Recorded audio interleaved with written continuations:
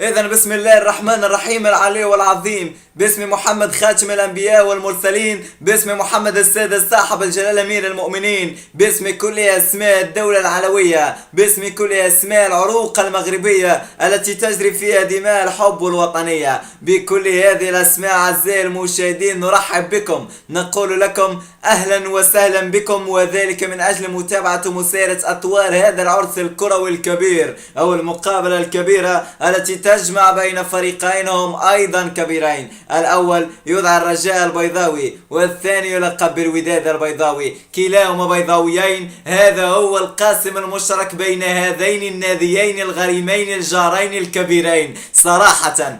الأول لونه الأخضر والأبيض والثاني لونه الأحمر والأبيض. إذا ألوان العالم المغربي هنا على مدرجات مركب محمد الخامس. فعلى يميني جمهور الرجاء الذي جاء خلف جدران درب السلطان يحمل معه النجمة الخضراء للواء المغربي، بينما اللواء الأحمر بقي في الجهة الشمالية من مدرجات المركب الرياضي محمد الخامس لأبناء الوداد الذين جاءوا بعزيمة من المدينة القديمة في الفوز والانتصار. فمن سيفوز ومن سينتصر؟ هذه الإشكالية، هذا هو السؤال، هذا هو الحوار والنقاش الذي يتداول الآن بين المشجعين في المدرجات، بين المشجعين في الأزقة والدروب، بين المشجعين حتى في المنازل، لأن ثقافة الديربي دخلت إلى المنازل كازا، منازل كازابلانكا هكذا يقول الإسباني، ومنازل الدار البيضاء، منازل الدار البيضاء يقولها المغربي والعربي. لكي لا أطيل عليكم أعزائي المشاهدين، هذا يبقى في الأخير عبارة عن كلام، وما الكلام هو من يصنع التعليق. فأنا الآن أعلق وأعطيكم طاقاتي وأريكم مهاراتي، لكن من يقول أن هذا الكلام مقتبس من شخص آخر أو من مصدر آخر فهذا ليس بكذب، وإنما هذا حرام. والحرام هو أن لا أعلق عن مقابلة اليوم عن ديربي كازا والرجاء في الهجمة الأولى في الدقائق الأولى من عمر الشوط الأول. محسن متولي رقم 5 وخميس، هذا اللاعب الذي كبر بين أحضان الوداد وهو الآن يرفرف بجناحيه في الأخضر، يرفرف بجناحيه في الرجاء البيضاوي. محسن متولي حط كرة لهشام محذوف يغير اتجاه الكرة كليا من الوسط إلى اليسار، ارتقاء ولا أحلى من هشام الأمس بخريبكا وهو الآن حامل قميص الرجاء. هشام محذوفي حط كرة لحسن الطاير، العائد يمشي سدد خطيرة جدا والمياغري يتعملق، مش ممكن، تسديدة جميلة جدا محكمة ومركزة، لكن المياغري كان متموقع في المكان المناسب وينقذ الوداد من هدف محقق، من هدف كان أن يصنع التقدم لصالح الرجاء. إذا أعزائي المشاهدين الشوط الأول انتهى بهجمة واحدة للرجاء، لا للوداد ولا للرجاء أي هدف، وإنما الأهداف ستكون في الجولة الثانية.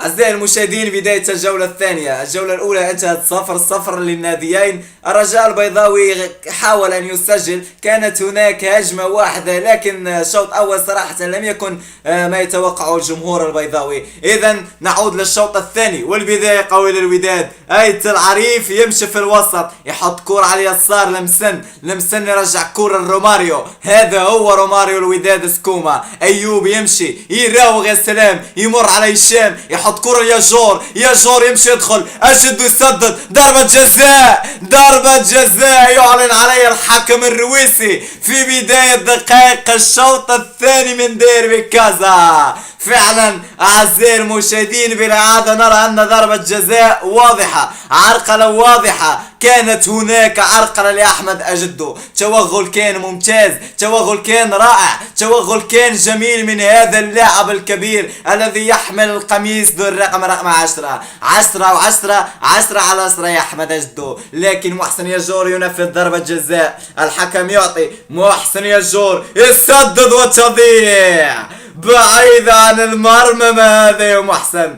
خيبة أمل لجماهير الوداد. أعزائي المشاهدين انتهى الديربي 0-0، لم يكن في حسبان الجماهير أن الديربي كازا سينتهي بهذه الطريقة، ستنتهي النتيجة بيضاء، لكن هذا هو الحال كرة القدم، مرة ليك ومرة عليك، مرة تعطيك ومرة تاخذ ليك. هذا ما يقوله المغاربة، وهذا ما يقوله التونسيين، وهذا ما يقوله المصريين، وهذا ما يقوله العرب بصفة عامة. أعزائي المشاهدين كلمة قبل أن أنهي المقابلة. الشيء الوحيد الذي أريده أن أقول من هذا المنبر أن محب الماضي قادم بقوة وسيبقى قادم بقوة إلى أن يطبع الطبعة الأولى يعني سيطبع الطبعة الأولى في هذا الميدان. أشكركم مشاهدين، خصوصا زملائي الصحفيين، أرجوكم أن تصمدوا لأن الله سبحانه وتعالى سيفتح لنا جميع الأبواب، والحمد لله. دائما ثقوا في الله سبحانه وتعالى وسيكون هناك الخير. أعزائي المشاهدين، نشكركم على حسن المتابعة، نتمنى أن نلقاكم في فرصة قادمة بحول الله.